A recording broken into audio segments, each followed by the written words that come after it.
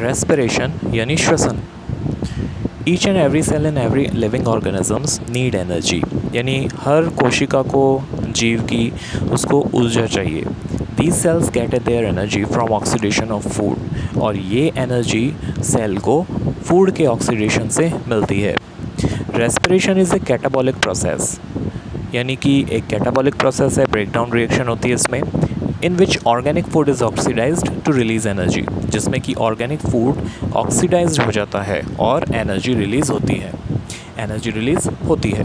The organic food which is oxidised to release energy is called respiratory substrate, यानी कि जो organic food है जो ऑक्सीडाइज्ड हुआ है यानी ऑक्सीजन से रिएक्शन हुई है, उससे एनर्जी रिलीज़ होती है, और जिसे हम कहते हैं रेस्पिरेटरी सबस्ट्रेट उसको कहते हैं। मोस्ट कॉमन रेस्पिरेटरी सबस्ट्रेट है ग्लूकोज, जो कि एक 6 कार्बन की बनी हुई शुगर है। लिविंग सेल्स में जो ऑक्सीडेशन होता है फूड का या रेस्पिरेशन होता है, ये एक स्टेप वाइज प्रोसेस है, यानी स्टेप बाय स्टेप चलती है ये प्रोसेस। इसका मतलब है कि जो शुगर ऑक्सीडाइज होगी वो स्टेजेस में होगी। पूरी की पूरी जो रिएक्शन है एंजाइम्स के द्वारा कंट्रोल होती है। The sugar is oxidise very gradually, यानी बहुत धीरे धीरे ऑक्सीडाइज होता है शुगर। एक सीरीज़ होती है, एक कंट्रोल रिएक्शंस होती हैं। अल्टीमेटली जो शुगर है वो ऑक्सीजन से कंबाइन हो जाती है और एनर्जी रिलीज़ करती है। कार्बन डाइऑक्साइड और वाटर, ये दोनों एंड प्रोडक्ट्स हैं रेस्पिरेशन के। जो रेस्पिरेशन की जो फॉलोइंग रिएक्शन अब मैं दे रहा हूँ आपके सामने ही लिखी हुई है, C6H12O6 + 6O2, यानी कि ग्लूकोज से ऑक्सीजन रिएक्शन कर रही है, फूड ऑक्सीडाइज हो रहा है, और जो प्रोडक्ट्स बन रहे हैं वो हैं 6CO2 + 6H2O + एनर्जी, यानी कि कार्बन डाइऑक्साइड बन रही है, वाटर बन रहा है और ऊर्जा निकल रही है। Energy released in respiration is stored as ATP। जो ऊर्जा निकली ATP के रूप में स्टोर हो जाती है सेल के अंदर। रेस्पिरेशन जो होता है हमारी लिविंग सेल में होता है हर समय। जो एनर्जी निकलती है ड्यूरिंग सेलुलर रेस्पिरेशन, वो इमीडिएटली एक ATP का जो एक कंपाउंड है वो बना देती है, जो एनर्जी रिच होता है। ATP एनर्जी करेंसी है हमारी सेल के अंदर। ATP की फुल फॉर्म है एडिनोसिन ट्राईफॉस्फेट। ये जो मॉलिक्यूल है ये फ्यूल की तरह काम करता है हर एक्टिविटी में। जब भी एनर्जी रिलीज़ होती है ATP से, तो ये ADP में टर्न हो जाती है, जो कि एक इनऑर्गेनिक फॉस्फेट फ्री है इस प्रोसेस का। तो इस प्रकार जो सेल्स के अंदर जो मॉलिक्यूल्स होते हैं ADP के मॉलिक्यूल्स भी पाए जाते हैं। उसके बाद है कि भाई जो एनर्जी रिलीज़ हो रही है रेस्पिरेशन के दौरान, उसमें एक फॉस्फेट का जो ग्रुप है या फॉस्फेट है वो ADP मॉलिक्यूल से अटैच हो जाता है, जुड़ जाता है, जिससे ATP फॉर्म होता है।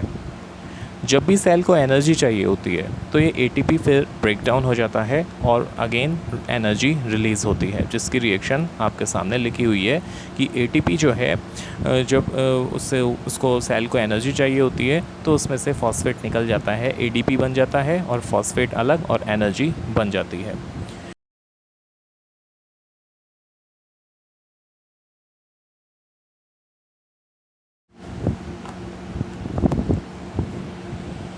रेस्पिरेशन एक एक्सोथर्मिक रिएक्शन है।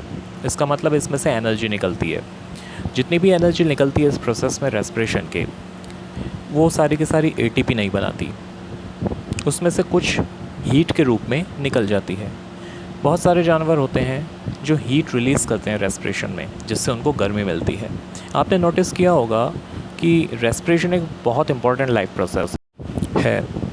इससे हमको एनर्जी मिलती है, और दूसरी लाइफ प्रोसेस है, और लाइफ को मेंटेन करने के लिए हमको एनर्जी मिलती है। हमारी बॉडी में ATP का इस्तेमाल contraction of muscles, protein synthesis, conduction of nerve impulses और बहुत सारी एक्टिविटीज़ में किया जाता है।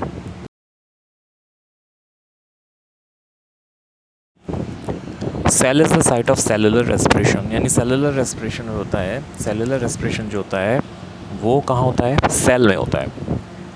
फूड मटेरियल का जो ऑक्सीडेशन है वो सेल के अंदर होता है, इसलिए हम इसे सेलुलर रेस्पिरेशन कहते हैं।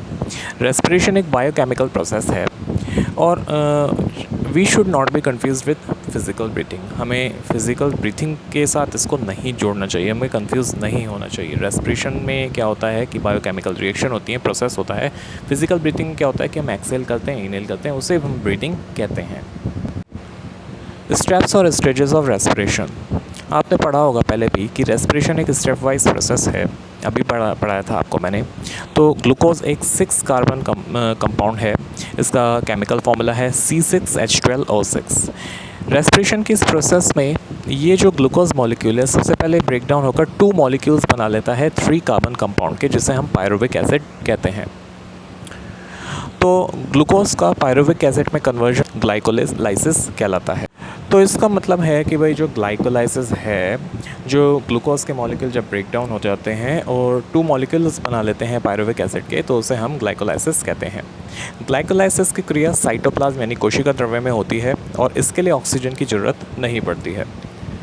पायरुविक एसिड को पायरुवेट भी हम कहते हैं, इसका केमिकल फार्मूला है CH3COCOOH।